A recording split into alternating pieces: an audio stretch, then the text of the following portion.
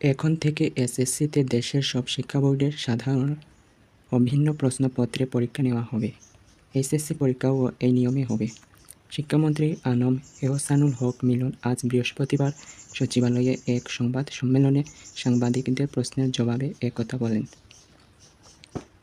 এতদিন এই দুই পাবলিক পরীক্ষা শিক্ষা বোর্ডগুলো আলাদা প্রশ্নপত্রে নিত।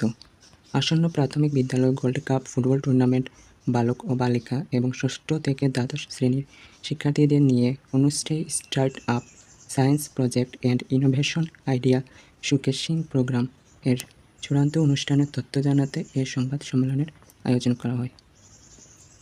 সারা দেশে এই প্রশ্নে পরীক্ষা নেওয়ার ব্যবস্থা করা হয়েছে উল্লেখ করে শিক্ষামন্ত্রী আনম এহসানুল হক বলেন, কোনো বোর্ড একটু নমনীয় প্রশ্ন করে, কোনো বোর্ড কঠিন প্রশ্ন করে।